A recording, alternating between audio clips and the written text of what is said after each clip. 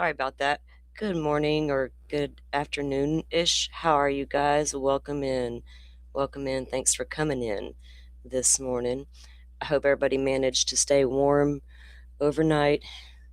Managed to keep your power. Can y'all hear me in the chat? Are we good to go? I have a sore throat, so I don't want to talk more than I need to. Y'all know I can talk a lot.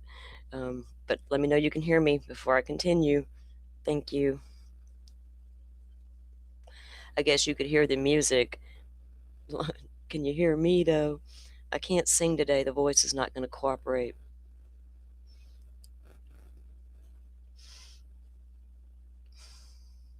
Well, nobody can hear me. God, thank you. Thank you. All right, we're good to go then. So, good morning, everybody. I hope everybody is warm and dry and has your power and everybody's feeling as best they can. I feel like getting out the big can of Lysol and a big can of winter go away spray and just surround myself with it. But anyway, I will complain all winter because I don't like to complain this summer. But damn, it's cold out there, guys. It's not that bad here now, but apparently it got cold overnight. But I wasn't cold. I hope you guys fared better. I don't think you did, though. Those of you in the Northeast, man, you're just getting slammed, and I'm sorry for that because it's so cold and dangerous, right? It's one thing for it to be cold, but when it reaches that level of it's just downright dangerous for everybody, that's not cool. Not cool at all. Welcome in, everybody. Welcome into the mods. Thank you for coming in. Forrest, Butterfly, and Rachel. Carrie, thank you for coming in as well. Y'all might be the only ones here for now, and that's okay. We're going to read through something here. We're not going to be on here terribly long today. We're going to read through this. This is like Field of the Fire, guys, and I don't even know what to really say about it. Let me check something. Okay, cool.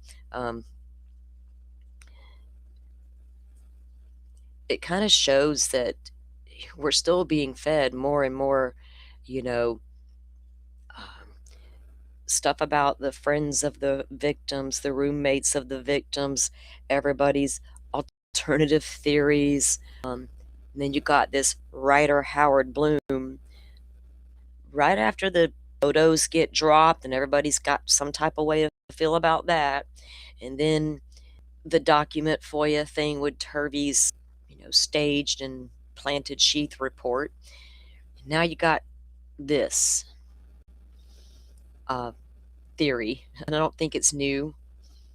Bloom began to write this book right after the murders. Like, dude, how do you know more than we do at the very beginning, right? So he's had multiple sources, according to him, all over the place sources. We do know for sure, without a doubt, one of his sources was Brat Norton from TikTok. When I don't know if she gave him, sold him. I don't really know how that went down. If she got a shout out in the book, I really don't know. But she turned over all of her private text messages that she had with Steve Gonzalez. Because, Steve just will talk to just about any creator out there. At some point in time, he would. Now they're being real selective, which is probably better. Should have considered that in the beginning, right? But everybody coming at you with, we got the answer. They got the wrong guy. We know the people in the town. We got this. We unpack this for real on TikTok daily. We got this. I'm like, okay. So we're going to get into reading this. Now, I'm not, let me do this though. I'm not going to share the article on screen because I had it on the phone, but when I tried to access it from my PC, it's not letting me, even though I had the subscription thingy. It's just not do it. I'm going to have a visual up instead. Or attempt. I'm just going to put some drone footage up from the King Road area. That way y'all don't got to just look at me the whole time. Well, you don't even get to see me. You get to see an avatar. But this article is pretty crazy. Is it food for thought? Should it make us all go, because Bloom did? Or should it make me go, what's your end game? Because you want people to pay to read the article. Oh, and pay to buy the book, right? Why would this book be better or more believable than the other book, like the James Patterson, is that his name? That book, or the Datelines, or the Amazon, all the things that have come out.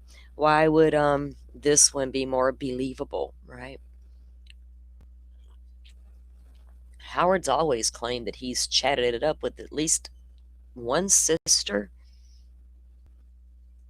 I don't know. We'll get into it. Let me fix my screen here. Welcome, Tricia. Welcome in. And for all you who just come in and listen and you don't chat, we'd love you too. Thank you for being here and listening. If y'all don't mind, give the show a thumbs up and help get other views into the algorithm. Okay, it's not for me. Fuck, it's for the victims. Do it for the victims, man.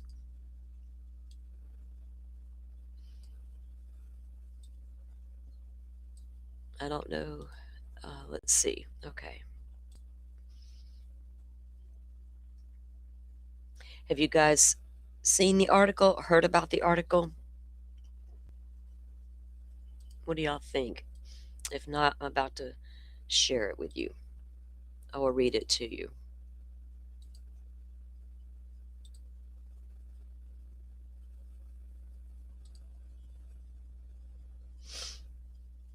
All right, I got to pull this up on my phone, which means I won't be able to see the chat, maybe not in real time, but I do have it pulled up on Restream, and right now it's showing me that the chat is empty, and I know better. So y'all bear with me, because I won't be able to see you guys in real time while I'm going through this. But I will check in on you, and my mods are right there if you need anything, and they have a way to let me know if I need to be paying attention to the chat real quick. Okay. All right, let me get a sip of my coffee, guys, and clear my throat. Thank you for being here.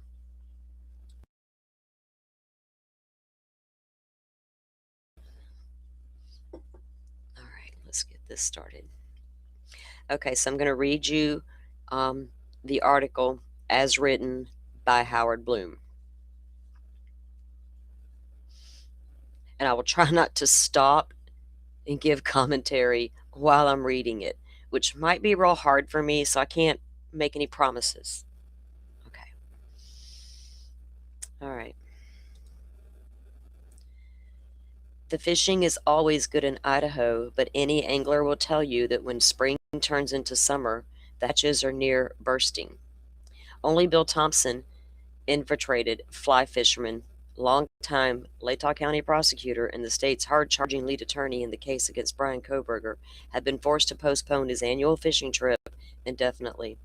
After 2.5 years of combative legal wrangling, Thompson and his team were hunkered down in Moscow, Idaho, finalizing their strategy. Last June, for the start, for the last June for the start at last of the following month's murder trial. Yet, just as Thompson's fishing trip had fallen by the wayside, so would the trial. We all know what happened shortly after that, the plea deal. After fervently maintaining their client's complete innocence, Kohberger's team reached out to Thompson and disclosed they were ready to discuss the plea deal.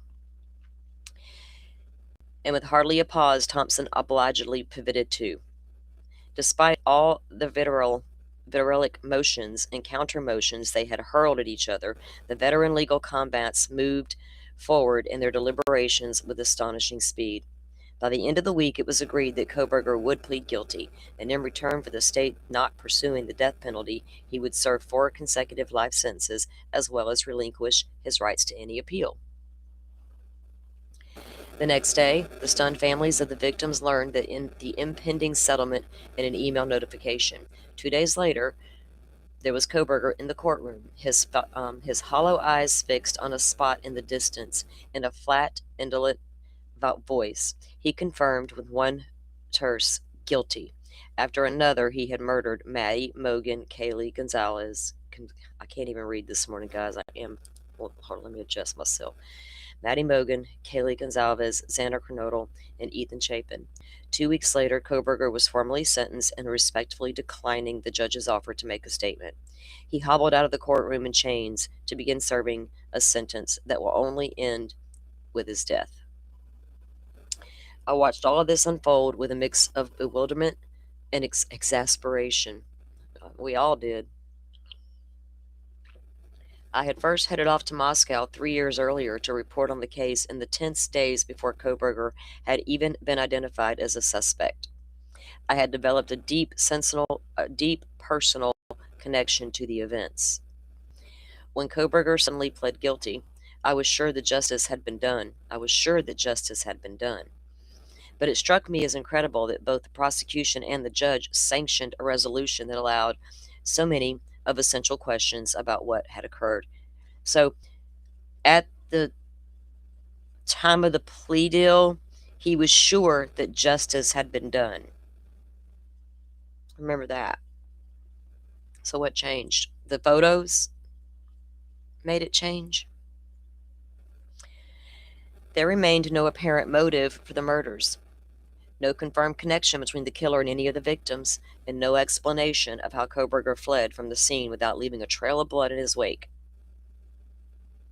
No understanding of why two residents of the house, including one young woman who had stepped out of her bedroom to find herself staring into the killer's black masked face, had been spared, and no murder weapon. Firm in the belief that the right man had been convicted, yet still troubled by these lingering enigmas, I looked forward to making my way through the law enforcement documents and videos that would be released in the aftermath of the case's settlement and lifting judicial gag order.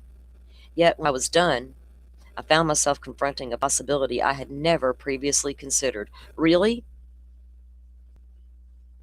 Going through all the documents since the plea deal. Man, that is not true. Old articles. Forward to making my way through the law enforcement documents and videos that would be released in the aftermath of the case's settlement and lifting the judicial gag order. Okay. Yet when I was done, I found myself confronting a possibility I had never previously considered. Oops. I am, by both instinct and a reporter's longtime breeding, someone who looks to facts, to objective realities, to get a handle on events. I have little I have little truck with a world view that chases after fugitive boogeyman lurking in the clandestine shadows for answers. Lurking in the clandestine shadows for answers to the boogeyman. He was right back there on that hill. Okay, so let me pull up the chat because I can't see you guys and it's driving me crazy. Y'all gonna have to look at my avatar because I gotta use my other window on the PC to pull up the chat.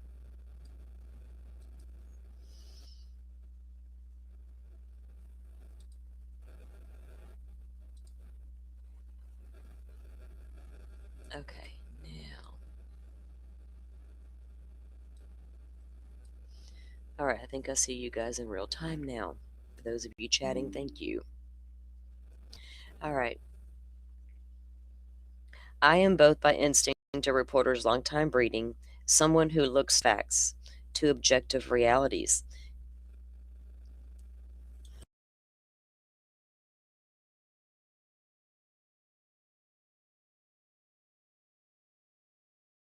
Have a little truck with a world view that chases after fugitive boogeyman. Okay, we heard that. Okay. And yet, I have come to consider a startling hypothesis. Koberger may not have acted alone.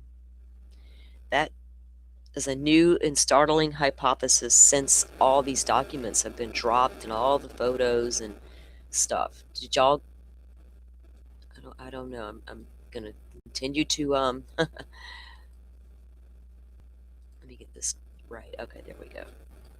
I'll keep processing. What do authorities think of this? When I reached out, several declined to comment, but one knowledgeable official who did not wish to be identified, of course not, told me this: if we said there was an accomplice, we'd look like fools for the plea bargain. Huh. Well, Indiana didn't have any problem taking Rick Allen's confessions, even though they continued to say there was multiple suspects. Lord, what a fiasco that is. One knowledgeable official. Who are these knowledgeable officials that want to speak out but want to remain anonymous, right? Where's the whistleblowers of today? Are we not? Do whistleblowers get shredded to pieces so they're scared, and intimidation tactics and all the things? I'm going to call out the people who want to hide behind I'm a source. Because how do I know that you're even legit? Are you an investigator, crime scene technician? Did you photograph the scene? Did you just linger around the office and heard things? Right? It could be anybody. But they're knowledgeable. The truth is, we made a deal to avoid the time and expense of a trial, but there is a lot that we don't know or that we will ever know. Of course, y'all told the guy he didn't say a word. He's like, y'all, you can continue to remain silent. You can continue to stand silent, Koberger.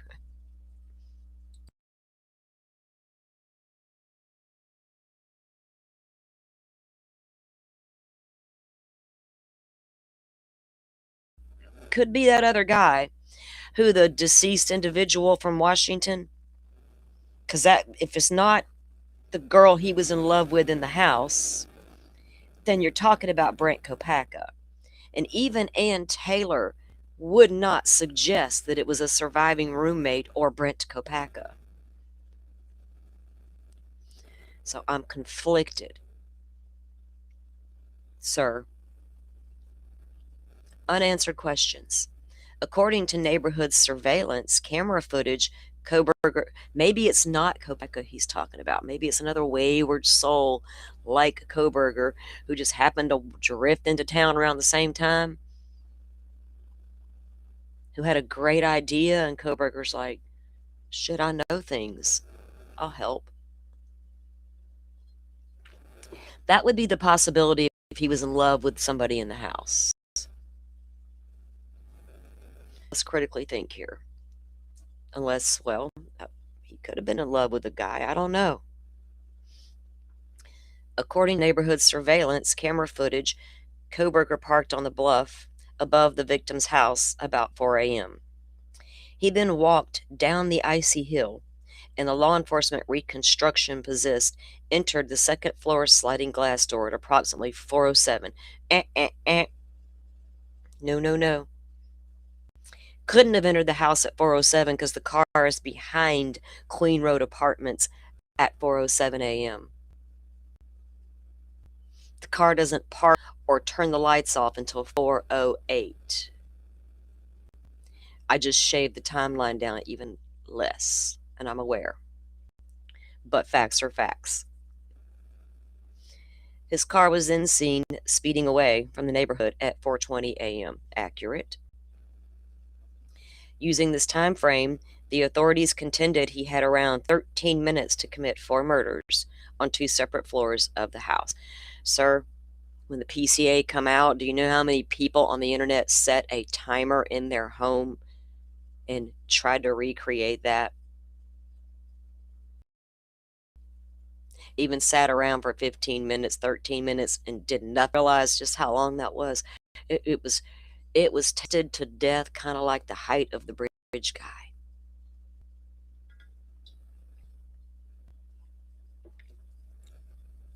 Using this time frame, the authorities contended that he had around 13 minutes to commit 4 murders on 2 separate floors.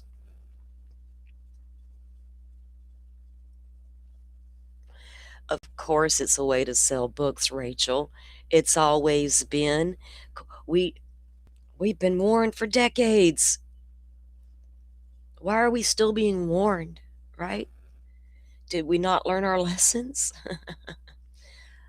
Everybody's out to sell a book. I don't care how you write about it, right? But sometimes that misinformation sells big time, especially the article. The timing of the article drop to me is completely suspicious. Y'all want to go down conspiracy theory rabbit holes? I got one. All this stuff coming out at the same exact time, yet nothing on Brian Koberger still. I'm going to get to the bottom of that damn conspiracy one way or the other. I can't get lost in the fluff because that's what they want me to do, right? They're hoping that I do that. Moscow police performed 2 test runs, and on each occasion, the officers demonstrated that one killer could accomplish 4 fatal stabbings within the allotted time. Yet this does not take into consideration the time the time that would have elapsed after he walked out of the sliding kitchen door. Okay. 2 minutes tops if we take into consideration the thud at 417 heard on the neighboring camera, as referred to in the probable cause affidavit. That might be the biggest lie in this entire case, the probable cause affidavit. Only to protect the fact that we used IgG. How messy could it be? So we got a thud at 417. We have a photo of a chair in Xana's room that they claim he sat down in, but I'm not so sure that happened. Maybe for a split second, whoa, that was fucking intense. Maybe. But you got to get out of that house and leave by 420. And I got a thud at 417. Can I believe that thud is from that house or from within the apartment where the camera is attached? I don't know. Will we ever know the actual timeline? The guy that holds the key holds the power, and the state of Idaho handed it to him platter.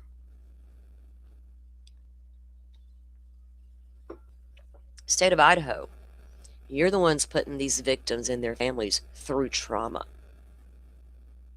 by doing what you're doing. I can no longer just blame the big bad internet. They're doing what they do. You're giving it to them to do it with. It's coming from somewhere. Okay, he goes on to say, all right, yet this does not take into consideration the time that would have elapsed after he walked out of the sliding kitchen door. Koberger have needed to trudge back up the icy slope to his car, remove and dispose of his bloody clothes, enter and start his car, and proceed down the icy hill.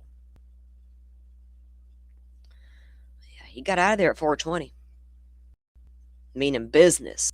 I don't know if he stripped the murder suit off at the back door because Dylan couldn't see the slider. Let's be real, she saw the stove in the window that overlooked Jack's house, but she couldn't see the slider. Do you slip it all off right there and toss it in the backpack and run for the hills? Running, got them long ass legs. He's a runner, got that Strava account. He wasn't clumsy like Ann said. Okay. He says, those activities surely would have a reduced time inside the residence by several minutes. So if you go by the 417 thud and you take it into consideration, that gives him 2 minutes to get out to that car, get in, start it, and get the hell out to be seen at 420 on the camera, which we see that. 2 minutes. Unless he was out the back door at 416, which still gives him less time. Or did I write the time? I'm trying to analyze it in my head at the same time. All right. My timeline suggests that all 4 assaults were committed in 9 minutes or less.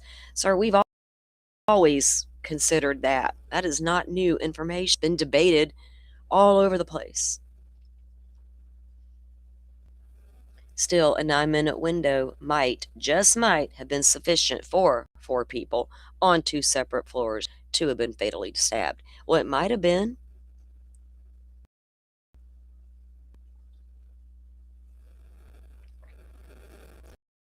So Joy says he should have stuck with writing fiction. Right. It sounds like fiction. I mean,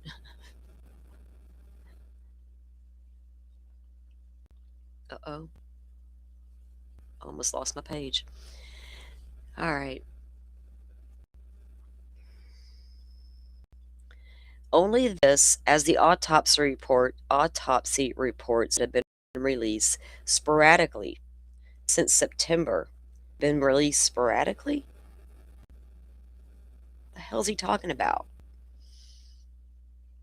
He means the photos and stuff? Gruesome photographs. Okay. Only this, as the autopsy reports that have been released sporadically since September, as well as gruesome photographs from inside the Bloods murder house that the Idaho State Police put online this week, only to remove inexplicably hours later. Document with a massacre. What? Oh, God. Here's the evidence, he says. Xander Kernodle was stabbed more than 50 times. And many of these were defensive wounds. Sir, we read the report from the court documents about that. God bless her soul. All she ever wanted to do was find her vape and have a good ass time. And love Ethan.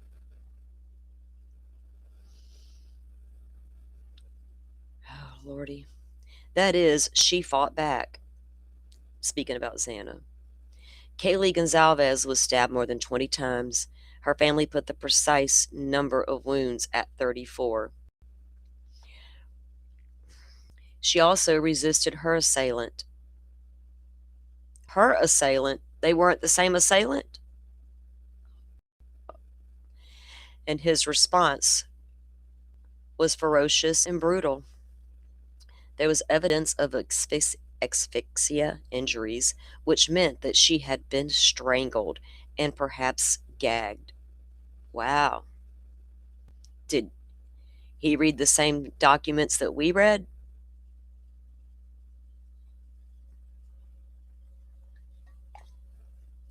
The gagging was probably Kohberger holding that fucking hand over her mouth as she was trying to scream for her life.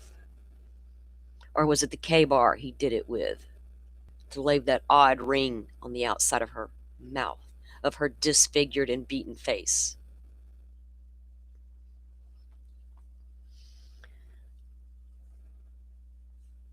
And if he knows so much, does he know who this person was Kohberger was chilling out with? No leads on that yet, sir. More to come, I'm sure. Stay tuned. And there was also blunt force trauma injuries. Her nose had been broken and her face beaten beyond recognition. Madison Mogen and Ethan Chapin were both stabbed multiple times. The exact counts have not been publicly released. Bullshit. There were, I conservatively estimate, well over 100 separate knife wounds.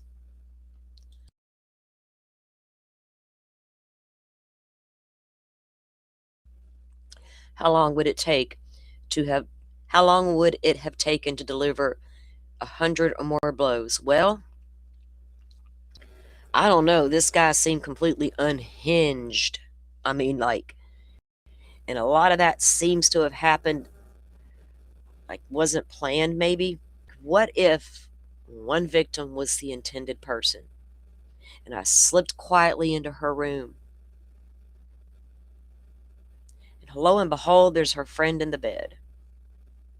And shit, by the time I'm done with that, there's another girl and she's awake. Holy shit, now there's a guy. Damn, now there's a girl that sees me. I don't know. He just went batshit crazy in that house and lost it. Did, yeah, apparently so. He said he did. How many times did he stand in that apartment and practice with that K-bar,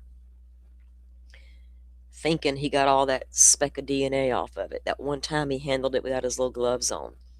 An oops moment. Again, if anybody can come with legit proof and a willing conversation to tell me why this guy would have taken a plea deal when he didn't do it, I am absolutely your girl. And I'll listen. We can talk about it. Please don't come with it was to avoid the death penalty thing. No. Anne had all her experts loaded up and ready to go. Remember, for mitigation purposes, she was determined that was never going to happen. They were going to get that taken away at some point. Maybe.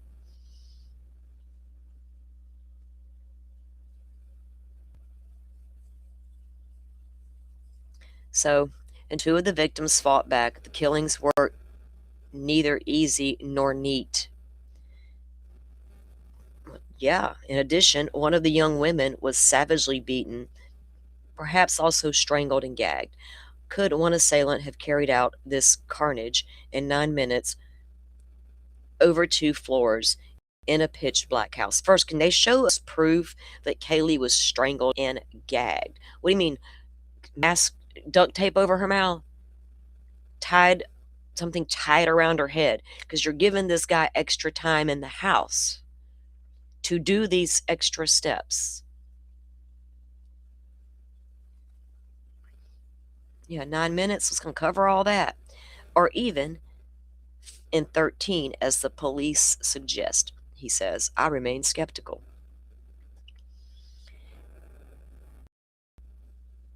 And through this, too, and throw this, too, in the ruminative mix. After Koberger's sentencing, Bill Thompson told Kevin Fixler of the Idaho Statesman that there were injuries that appeared to have been caused by something other than the knife, although it could have been the knife. I don't think we can exclude the possibility that there were additional weapons involved. Have y'all researched what the military devised the K-bar knife for in its multitude of uses and how they're trained to use it for those purposes? Not just to break it out and cut up the animal to eat for supper over the open flame so we don't starve. Damn. What about the DNA on the knife sheath found lying on the bed next to the body of Maddie Mogen? Yes, the speck of touch DNA on the bottom snap belonged to Koberger.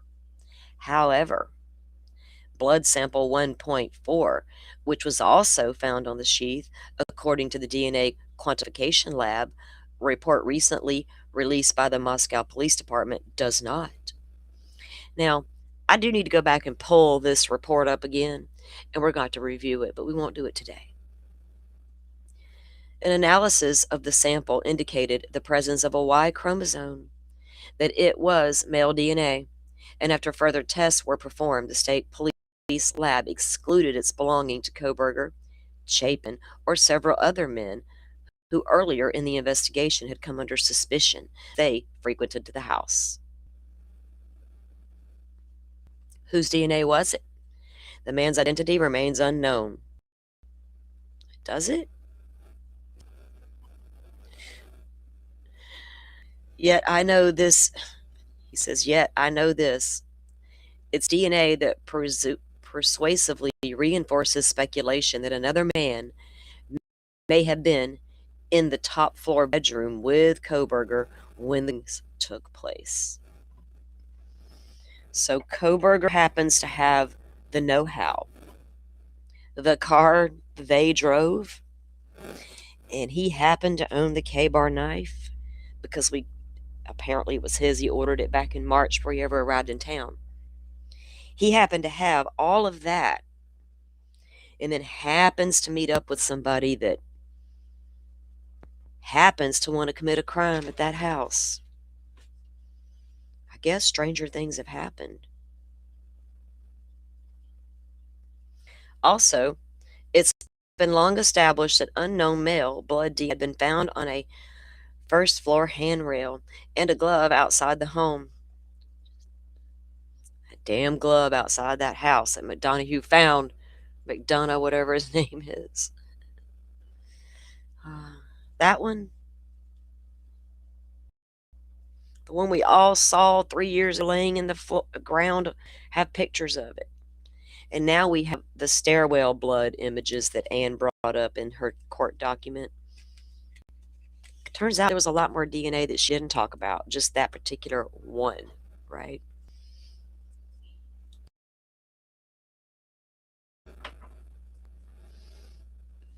By standards, in order to upload a sample into CODIS, its relevancy to the crime scene has to be established because we have protections called the Constitution, even for the bad guys. So, how far away from your scene? The scene was the bedrooms. So if you read the full report and then you go and you research the CODIS stuff, because CODIS is not new. It's God, good Lord. We learned about it decades ago. How it works. Don't mean it's a perfect system. Do we want them to upload random DNAs they find everywhere? It's not, if they're not a criminal, it's not going to pop out, right? Not going to get a hit. So you run the risk of degrading your sample at the same time. Sometimes the sample is not even enough to run. Also, it has long been established, okay, that the unknown male blood DNA had been found on a first floor handrail and on a glove outside the home. Is this DNA on the back of the knife sheath a match for either of these two unidentified samples? The sheath, what you say is unidentified DNA on the sheath, could it match these others? Well, Anne could have really demanded testing on all that if she thought that it would have helped her client. I would have. Put the fucking brakes on. You better get me some testing now. I'm going to pay for it myself. Let's crowdfund. We'll get it done. Kohberger's got thousands of supporters. Oh, we don't mind dropping that GoFundMe, right? Is that a thing? I don't know. Also, and I don't know if I can get through this with a straight face. I might be too salty because I don't feel good. Maybe not. Am I? I don't know. Sometimes I feel like I'm not salty enough. If I said out loud half the things I was thinking, man.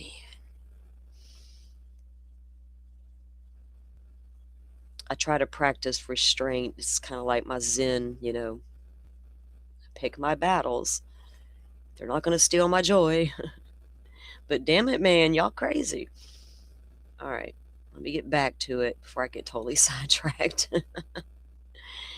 Oh, gosh. Or have the complacent and satisfied authorities decided there's no need for further investigation? That it would be foolish to ask a question when the last thing you want to hear is the answer. Well, shit, they were out there cowboy styling, trying to get DNA off cigarette butts, swabbing cheeks, looking into everybody's apartments. Showalter had a fucking warrant. They looking at everybody. Nobody's turning up anything because the secret turns out was all over there at WSU, and they weren't reporting a damn thing to Moscow. But they're looking at everybody in Moscow, and they can't. Like, what the hell? None of this is panning out. Where? Oh wait, FBI's got a name. Brian Christopher Kohberger. Wait, he owns a white car? Is that the car we see in the videos? Let's go back and revise our reports. I don't know what happened. That's what Anne claimed. You established your case against my client once you got his name. Because before that name, you didn't have a thing pointing at my client. Well, man, once we got his name and got some subpoenas, turns out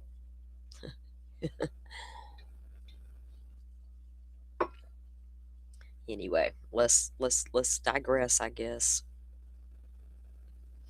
So he thinks that the cops got tunnel vision, and they don't want to hear the answer. Why not? Because cops don't like to admit when they make mistakes. Well, they weren't perfect. God knows they were not. They were far from it.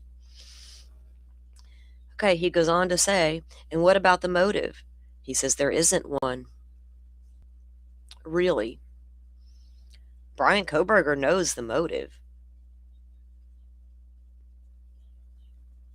Then was it sexually motivated? Was it, I just want to kill people? Was it, I hate women? They don't like me? Was it, I don't know. He was asking these questions of himself since at least the age of 14. All you gotta go look at is his own writings, his words, trying to figure me out. Elantra Bug Guard, how nice of you trolls to join the conversation. Bye now. We must have us a Kohberger supporter on the menu. So what about the motive? He says there isn't one. In fact, as Bill Thompson admitted to the court on the day of the sentencing, the state has no evidence Kohberger had ever spoken to any of the victims, followed them on social media, or entered the house on King Road before the night of the murders. All that can be definitely stated is that a knife sheath bearing his DNA was found in the bedroom on the second floor. So we are left with this. A graduate student intent on murder randomly picked a house to enter at 4 in the morning. I don't know. Was it random? I think he was looking at a lot of houses before that one, or the desire to have the one thing in that house he could probably never have was just so overwhelming that it's got to be that house, or that house is easy to get into and it's got what I need inside. Why not? The other chicks I've been nosing around their house, they see me. They're probably not a good idea. One's got a husband.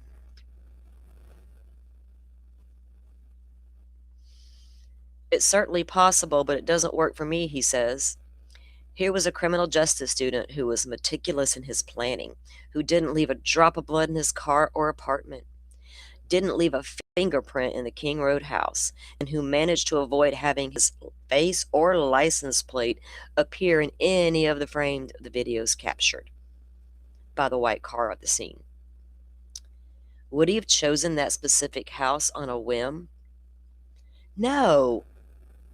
Do we think he went out driving to look at the moon, the stars, and decided to drive through town and look around because he wanted a new place to live? That apartment wasn't cutting it no more. Let me ride through this random neighborhood. Oh, look. There's a house I'm going to stumble into. Nah. And what about not being captured by, his face on camera? It's the middle of the night, it's pitch black, and these cameras are shitty. Even the stop at the farm road location, if it wasn't for the officer's lights, you really, it's dark. You see Kohberger in the car, in the white Elantra, talking to the cop. But if you're zooming past in your car, are we going to see a face? We couldn't even see the face of the man walking down behind the Tepe's house.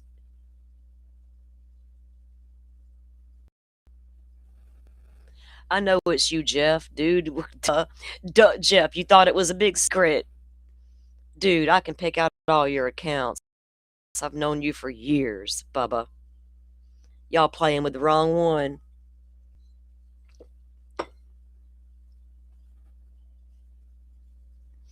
Yeah, I know. Well, I don't know what you are, dude. Some days you're a pro-burger, some days you're not. Some days you're just here to stir the pot and you don't even care about the conversation. Your end game is to come in and do you. So bye again.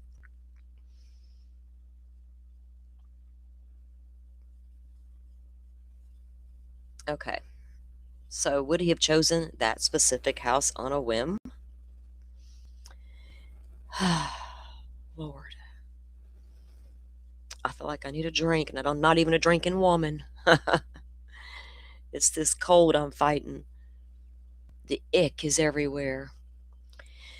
It would have been a risky business. There were 5 cars. Yeah, risky to randomly choose that house? Well, yeah, if it was a random choice.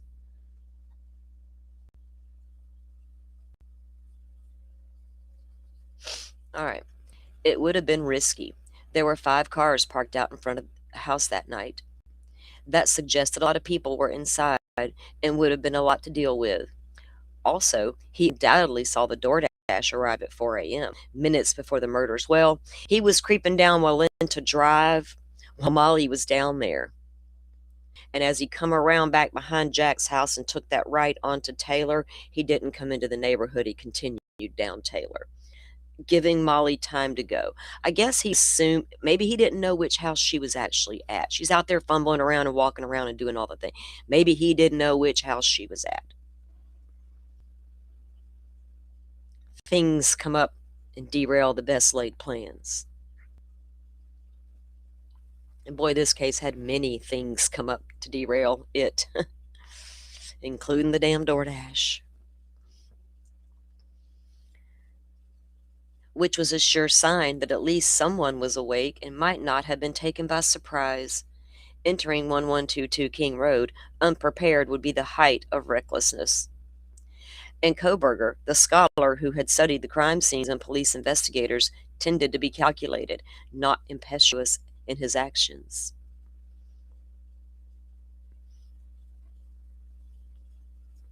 From the inception of the crime, things appeared to have proceeded with a careful logic, and this logic was initiated by a distinct and compelling motive. Only here's the thing. I have come around to suspecting that Koberger was not the catalyst for all the horror, that it wasn't his idea. Oh boy. Wonder how he concluded that.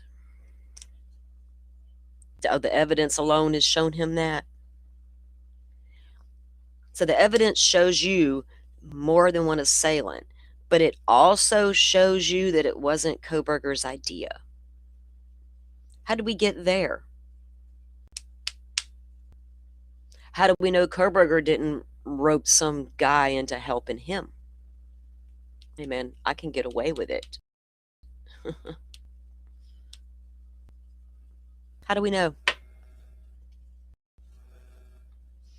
I believe Koberger had tagged along that night on somebody else's mission. And if pressed to speculate further, I would argue the case can be made that Koberger didn't have an accomplice, rather he was the accomplice. Man. He had hooked up with someone, and he says, I have some still innocuous thoughts on this, but stay tuned. Oh, he has some thoughts on who he hooked up with, but stay tuned. And he got up with this person after, okay, he had met them after he arrived in Washington State. Somebody from the apartment complex, somebody he met at the pool party his dad invited him to. Here's my baby boy, grown ass man, first time leaving home. Could you be his friend? Sure, he can come to our pool party.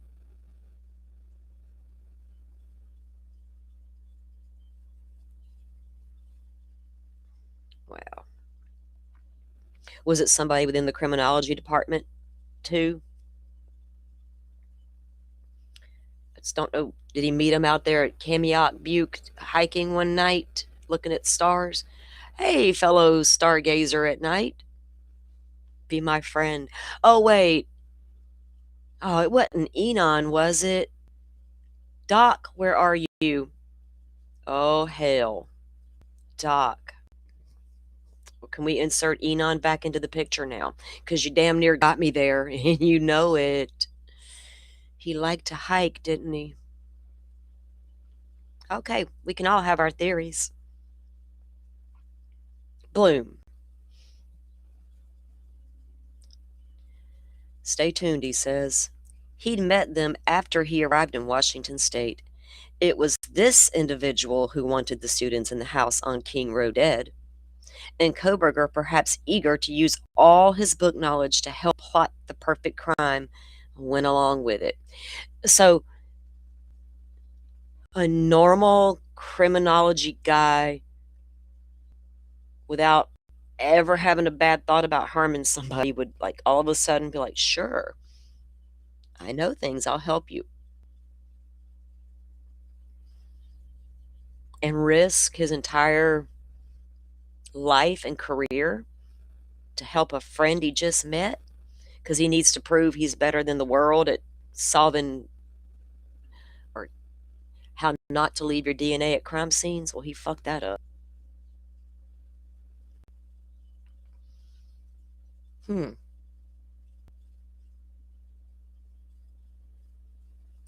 It was this individual who wanted the students in the King Road house dead, and Koberger, perhaps eager to use his knowledge and to help plot the perfect crime, went along. Damn, that is some crazy stuff.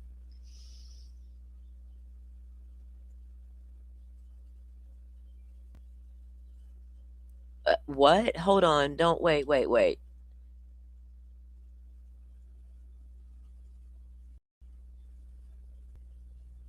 Oh, uh, well, Wilson Grand Communications, y'all go watch Joe Schmo's live stream. We're not even talking about that guy anymore around here. So y'all see, it's so weird. Are y'all a part of the Idaho 4 effect that we can't get away from? The trolls that show up to derail other creators because of whatever. Hey, Chloe, nice of you to join us as well. It's odd how y'all all show up at the same time. Or is it? Y'all sent out the bat signal. He says, but that's just unless y'all want to believe Bloom stuff, I'm cool with that. Y'all go host a show and talk about it. That's cool. But that's just conjecture. It's a trail of thought that I will admit might lead to a very dead end. Or maybe when mixed into the bubbling stew of suspicion churned by volumes of new evidence and pot worthy of stirring. Pot worthy of stirring.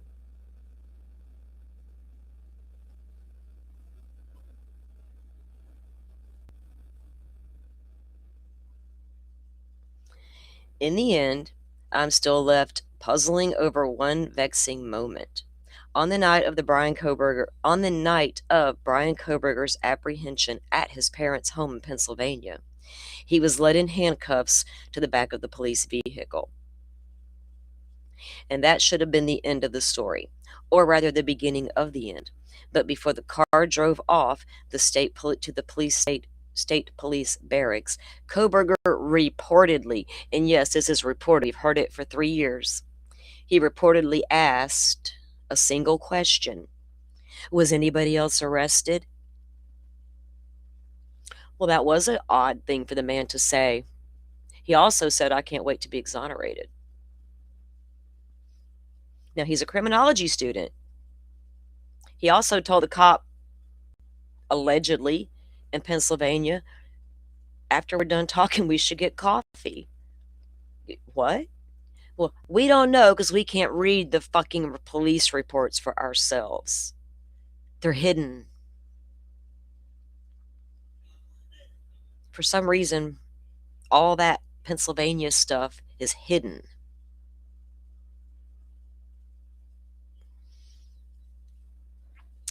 So let's just stir the pot.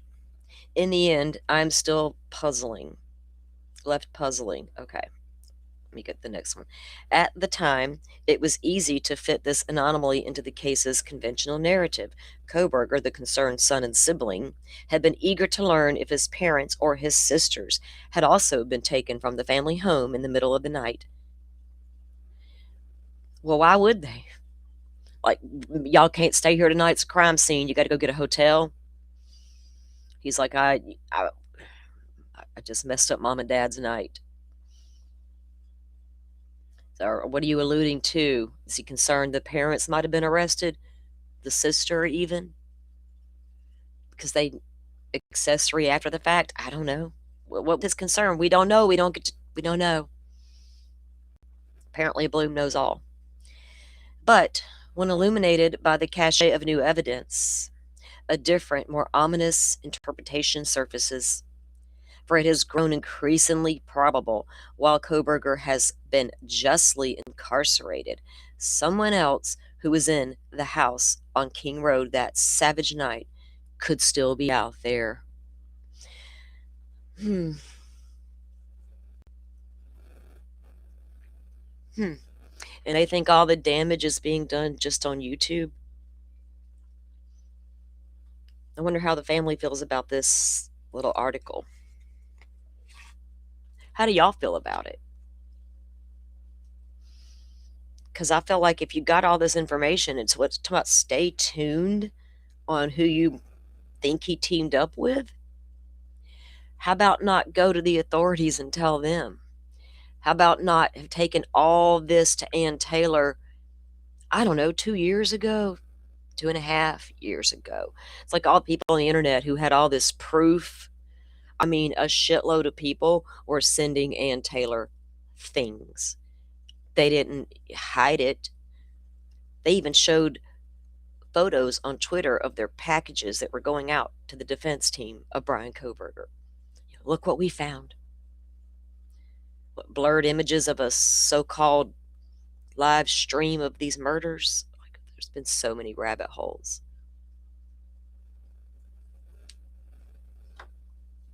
Let me catch up with chat. Oh, and sorry guys that some trolls had to come in and try to derail conversations. We're just not dealing with it.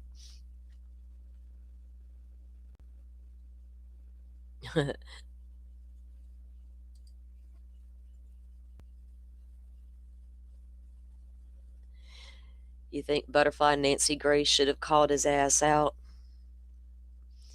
Yeah. Well, I mean, I'm willing to sit down and have a logical interview with the guy and ask real questions. Like, first of all, tell me more about this other person. So here's the thing: if Koberger, he's going to tell you, he tells us in the article that Koberger was just a part of it. Why on earth would Bryan Kohberger go to his grave to protect somebody else? A wayward soul he met a few months prior. That what? You're going to take the whole entire rap? You're not going to say it was his idea? I was just the idiot that went along with it. So you get him on the hardcore, you get me on the secondary, right? What? This poor guy got so derailed he couldn't have any type of defense, not even some other dude did it. I was just there. Or would that have not have flown in the court of law? Because Kohberger never said, I was not the only one. He just said, hell, I wasn't even there. I don't know where they can get these logical, theories from, and then put this out there, right? It fuels the fire of what's already out there, unfortunately. They're crazy theories. They're not, it's always been a theory, right? Two people in the house. And trust me, we explored all the possibilities, including, was Bryan Kohberger connected to Brent Kopacka? They just lived down the fucking street from each other. Let's get real. They did. Kopacka was a loose cannon. Kohberger's daddy brought up that shooting when the guy pulled over in Indiana. We're not fleeing. I don't want to misquote and get in trouble. We just left over there and watched, that shooting. The cop's like, shooting? The hell? You just left a shooting? And he goes on, yeah, there was a shooting over there by WSU. That was Brent Kopacka's shooting. But it doesn't feel like that's who Bloom is talking about, right? And he's not talking about Dylan. So I don't know who he's talking about. It just feels icky. All the timing of all of this is so bizarre to me. The photo dump, the document that came out, Bloom's article that's here, and we still can't get police reports detailing the arrest of Brian Koberger. We can't get videos of the arrest of Brian Koberger. So again, state of Idaho and Pennsylvania, this is all on y'all to fix. I'm not going to give you I'm not going to harass the shit out of you over your unredacted photos. I got enough to deal with Indiana with stuff like that. Okay? It's it's run of the mill shit to me at this point. But y'all need to fix what you're doing here. WSU, stop hiding.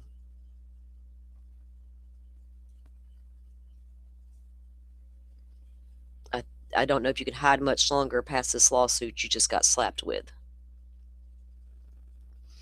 Because everybody responsible for allowing Brian Koberger to continue to do whatever the hell he wanted, all the way up to controlling the narrative at the very end. Shout out again to Olivia Gonzalez for her victim impact statement. She's not the first person to stand there and give it to and defend it in that manner. I watched a few good ones the other day. Man, this one dude just let that guy have it. He dropped F bombs and the court just sat there and let him roll. Let him roll with it. And I was like, good for her. And good for these people who get to stand up at the very end and let it out of their system. I'm not so sure I could have been as poised as she was at some point. So, Joy, why don't we get reports on the vent people anymore? We're waiting, man. Soon as he files another complaint, we'll know about it. Look at the ball's in Koberger's court. He gets to control it all. He's strategically going to do this. He's got to think about how he writes those little complaints up. He got to word them just right. He's consulting his legal library books when they give him time in the library. But I'm sure the vent people are still harassing him. I'm counting on it. Go vent people. I could send you a script if you want me to. Damn it, man. I might for the fun of it. But then again, I don't want my mail to turn up in a FOIA request. Can I send it anonymously?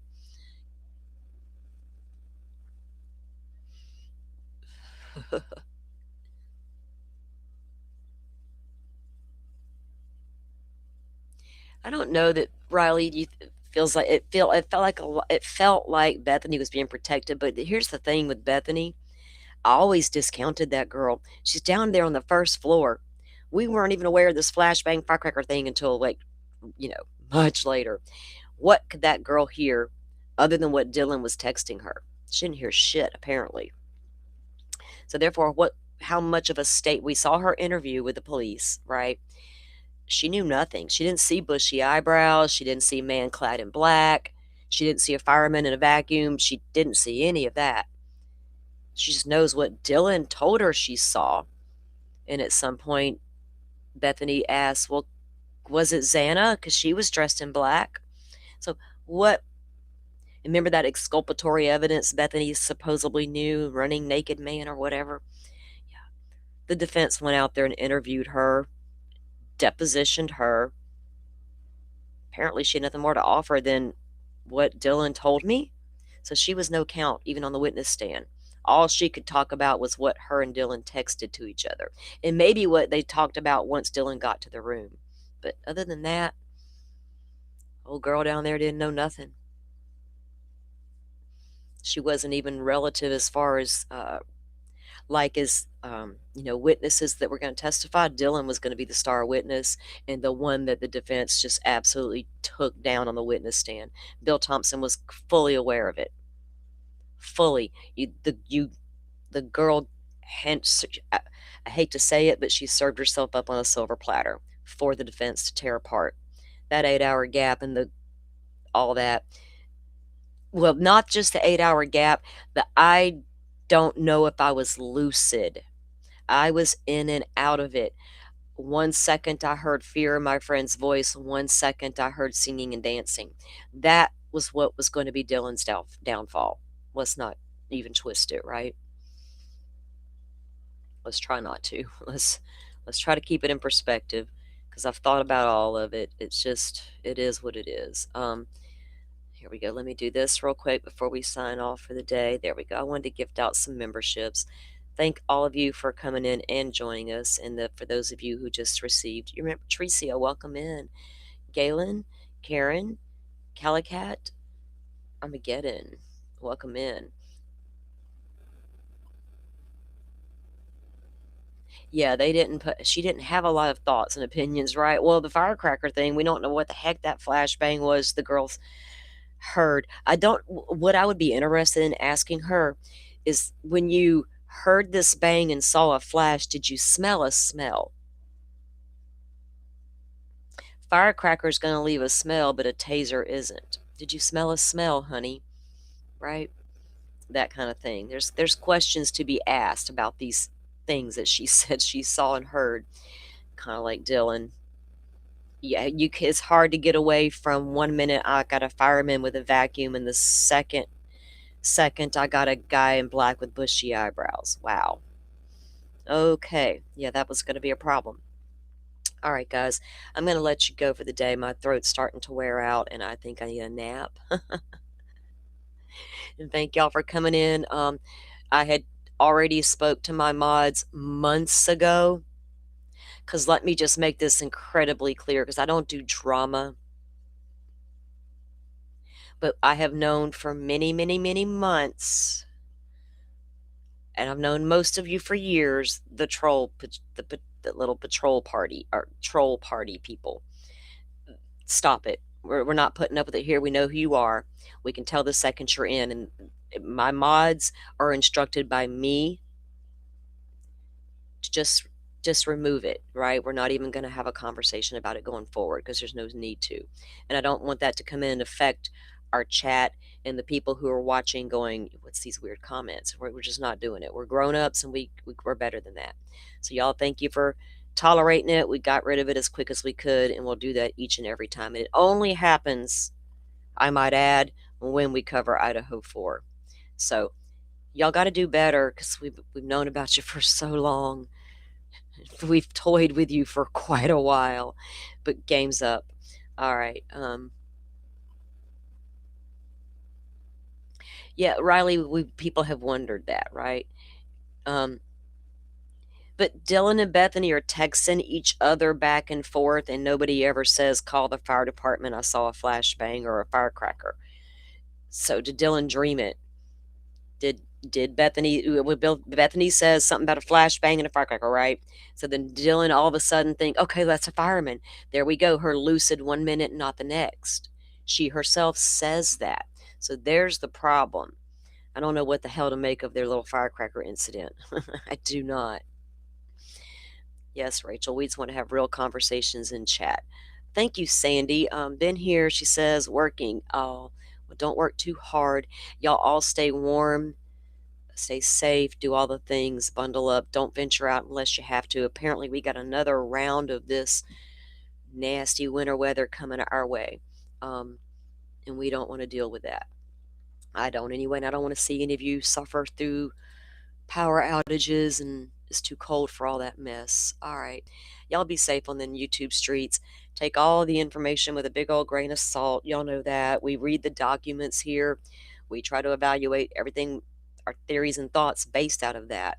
And I, somebody who's been looking at this case since before the PCA was there for us to read, I can't see anything other than this guy did it. Fuck, he even said he did it. All right. Y'all go have a good day, and take care. Thank you all for watching this here video.